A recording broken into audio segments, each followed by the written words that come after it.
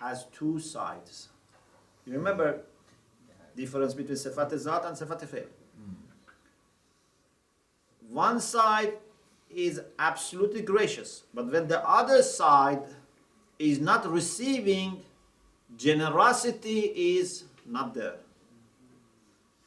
When he receives more and more, generosity, which is the relation between the two, becomes more. Yes. My same question is from different angle. As you said that when every child is born, they are with enough capital. Yes. But not the same. Not the same. But why enough. is not the same? Because when they're coming into the world, that initial time they should be the same. Because your capacity is not only decided on what you have done, what your parents have done. It's important. What your grandparents have done, what food you have eaten, what society you lived in. There are many things that can have impact on the child. But Allah gives everyone enough. But someone who has been born into a nice, pious family and have been given good food, no stress, no air strike and bombardment during pregnancy, this child, of course, would be different from a child that parents were fighting and mother was addicted to alcohol, for example. There was war, tension, stress. This affects the child. It creates a bit confusion for me. So, for example, if I have some problem, God forbid, from my father or from my forefather, but why should I be paying for there? Why Allah subhanahu wa ta'ala put me there for them? Could He put me somewhere else? No. You receive enough. You receive enough. It's not that because of them you become bad. But this is the world of cause and effect. Okay. What someone does affects other people. The same child later affects his children. Society affects. We cannot create for every person one world. We have to live together. So, what is important is that first of all, no one is held responsible for what others have done. Every child is pure. So we don't say, because your parents were bad, you are bad. Every child is pure. Every child also has enough potential and enough capital. But some may have more. Just last related to this one. Yes. When we see the criteria or condition for a mujtahid, here comes a legitimate child. And if a person is not legitimate, becomes mujtahid later on without his... Not for mujtahid, I think it's for marja. Marja, Yes. Obviously, so marjas, and why it's this condition is there being legitimate? That wasn't his fault. Because, no problem. Because this is a position. In Islam, we look at position as a responsibility, not as a privilege. Okay. They are exempted from this responsibility because then people may find it difficult to follow such person. And socially always will be discussed that, our marja is this, then people think, what was the history. So, but this doesn't mean that this person is a bad person. This is just an exemption from a responsibility. Yes. Shaykhna, I think in terms of what you mentioned, for example, every child is given the same, given enough capital, but maybe one is given triple as much as another one. But the important thing is that they are judged equally in the sense that it is relative judgment. So those who are given more, expectations from them is also more. Yes. So if Allah has given you, better parents, better environment, then you are expected to do better. Yes. With regards to graciousness, is there kind of different levels of graciousness? Of course, it varies because of the capacity. I was thinking, is there kind of an overall general level of graciousness that all human beings receive, regardless of faith or anything? Like there are people who don't believe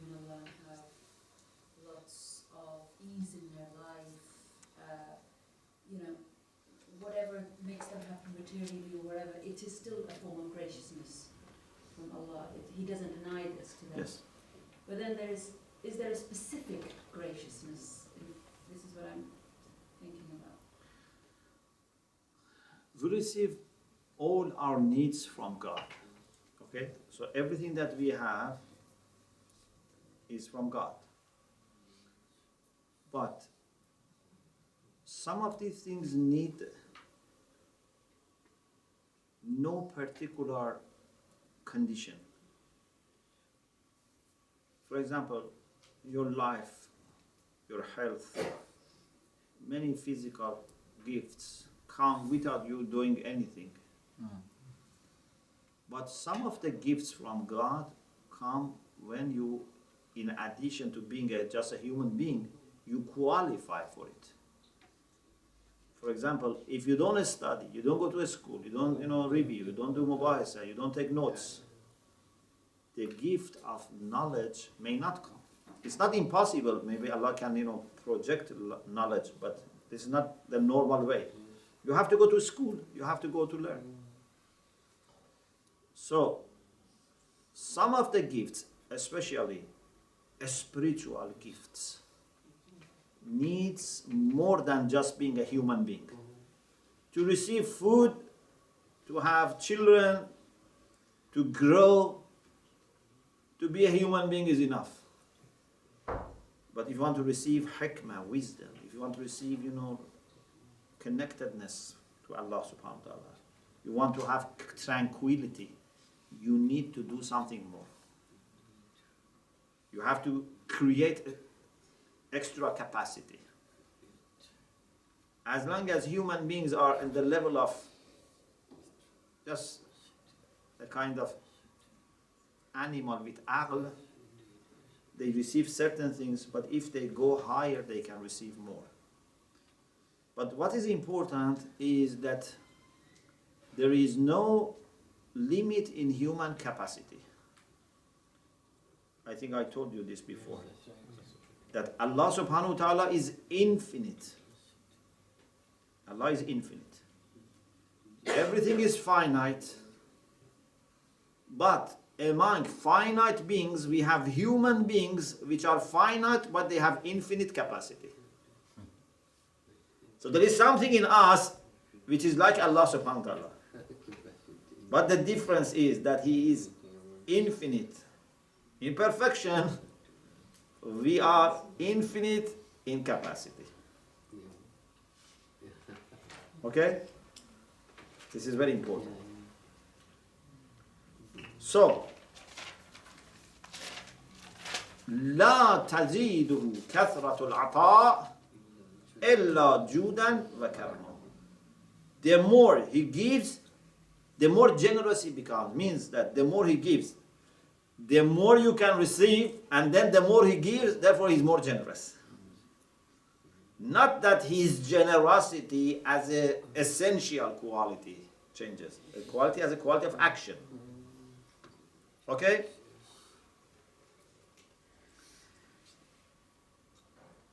So, Ayatollah Mutahari says, for philosophers who are, he says, Hukamai Ilahi, divine philosophers, or you can say, those who are,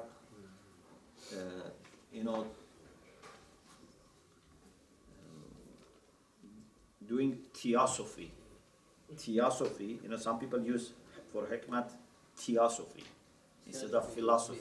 Meaning of theosophy is hikmah, is it? Like hikmah means they love God and they are involved in a kind of philosophy which is based on knowing God. According to them, justice is a quality of perfection for God, and opposite to this, which is zulm, is not to give to beings what they deserve or what they can receive. So this is the fourth meaning. He says, according to Muslim philosophers, no being can have any right over God, in the sense that if God would not observe it, God has failed, for example, to do one obligatory thing for itself, or God is in debt to us. In this sense, we are not talking about justice of God. What we talk about justice of God is in the sense of graciousness. And his graciousness is like his being, his existence. So, the fact that God would not deny his graciousness to any of his creatures, this is divine justice. And then he refers to Sermon 214 of Nahj al-Balagha, in which Amir al-Mu'minin alayhi salam says, there is no right except it comes with duty, with responsibility.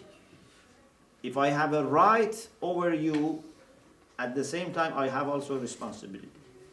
Except for Allah subhanahu wa ta'ala.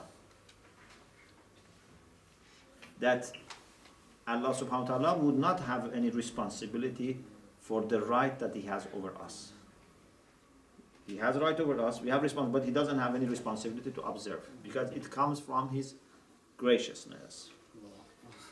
So, these are four meanings for justice. One is to be balanced, mawzoon, to be well balanced, well measured. بالعدل قامت السماوات والأرض السماء رفعها ووضع الميزان.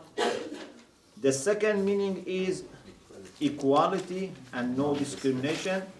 The third is to give everything its due right. And the fourth, which is mentioned by philosophers, is to observe what they deserve, and more than that, what they can receive, what they have capacity for.